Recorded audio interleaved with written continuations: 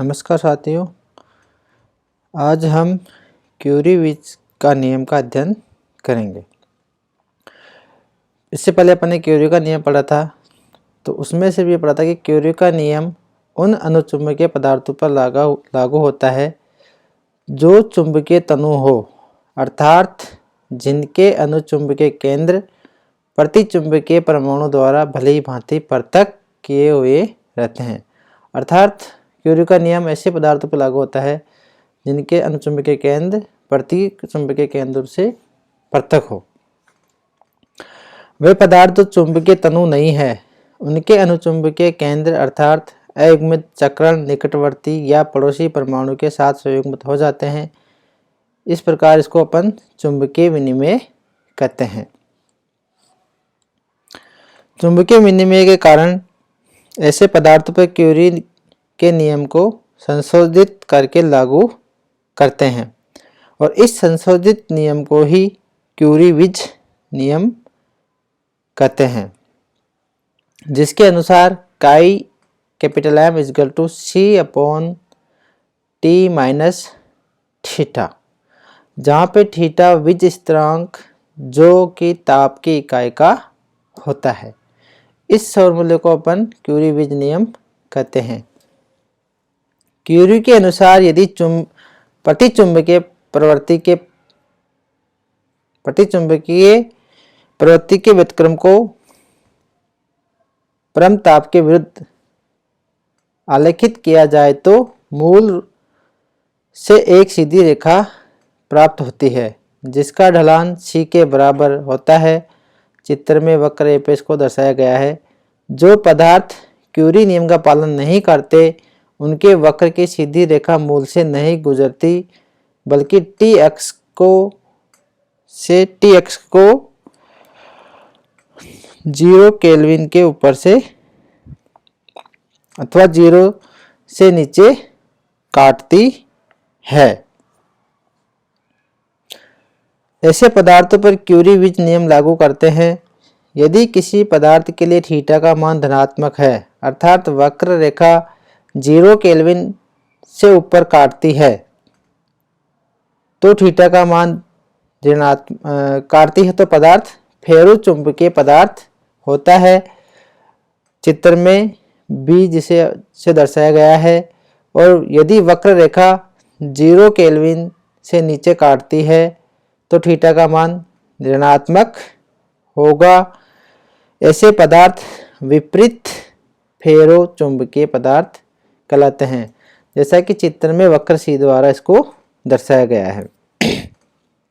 चित्र में दर्शाया गया है कि क्यूरी का नियम 0 केल्विन से यदि कोई पदार्थ काटता है तो उसके लिए मान होगा, और यदि कोई पदार्थ थीटा का मान धनात्मक है तो वक्र रेखा 0 केल्विन से ऊपर काटती है तो वह पदार्थ फेरो चुंबकीय होगा, जिसको चित्र के अंदर B द्वारा दर्शाया गया है।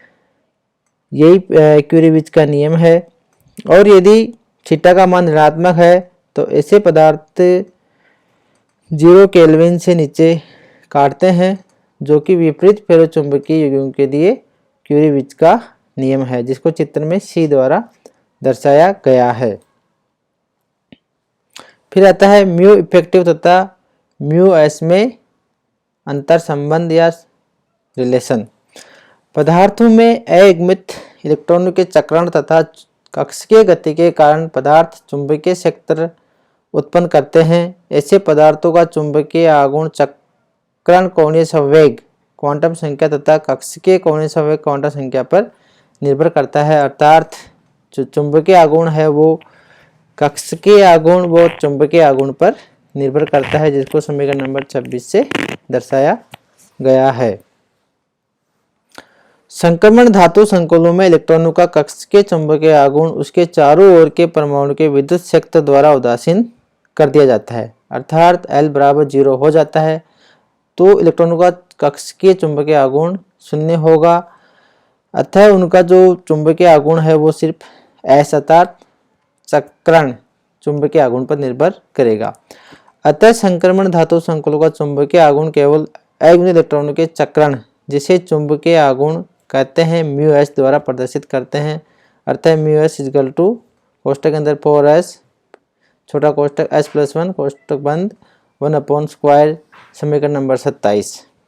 इसकी सहायता से अपन संक्रमण धातु संकुलनों के चुंबकीय आघूर्ण का मान ज्ञात कर सकते हैं, जो कि सिर्फ चुंबकीय चक्रण के ऊपर निर्भर कर रहा है।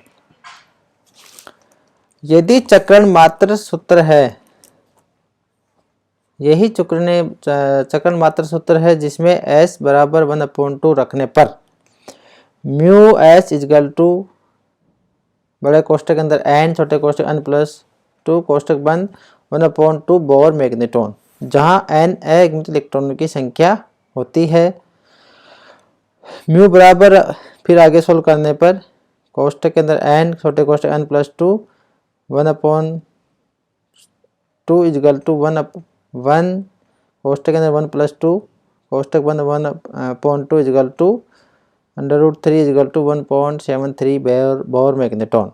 लेकिन जिन संकुलों में J के मान बहुत कम होते हैं और कक्षीय चुंबकीय आघूर्ण उदासीन नहीं हो पाता, उनके प्रभावी चुंबकीय आघूर्ण म्यू इफेक्टिव का मान समीकरण नंबर 26 द्वारा ही निकाला जा सकता है। अर्थात यदि कक्षीय चुंबकीय आघूर्ण भी वहां पर इफेक्टिव है तो समीकरण नंबर नीचे जो दी गई है उसके द्वारा ही अपन उनके चुंबकीय आघूर्ण को ज्ञात कर सकते हैं, जो कि है म्यू इफेक्टिव 4s कोष्टक के अंदर s+1 कोष्टक बंद प्लस l कोष्टक l+1 कोष्टक बंद 1/2। इस फॉर्मूले की सहायता से अपन चुंबकीय आघूर्ण का मान ज्ञात कर सकते हैं, टोटल इफेक्टिव जो चुंबकीय आघूर्ण होगा। तथा म्यू एस तथा म्यू इफेक्टिव में निम्न संबंध दर्शाया जा सकता है। Mu effective equal to mu S plus L. एक अष्टफल के संकुल के लिए म्यू एस व म्यू इफेक्टिव के मध्य निम्न संबंध होता है। Mu effective equal to mu S कोष्टक के अंदर 1 minus alpha lambda upon del 0, जहाँ अल्फा एक स्थिरांक है जो निम्नतम अवस्था पर निर्भर करता है। D1, D2 व D3 व D4 आयनों के लिए थीटा का मान धनात्मक अल्फा का मान धनात्मक होता है। अतः एस एल युग्मन के कारण इनके चुंबकीय आघूर्ण का मान कम आता है। इसके विपरीत D6, D7, D8 व D9 आयनों के लिए का मान लैम्डा ऋणात्मक होता है। अतः एस एल युग्मन के कारण इनके चुंबकीय आघूर्ण के मान उच्च होते हैं। धन्यवाद।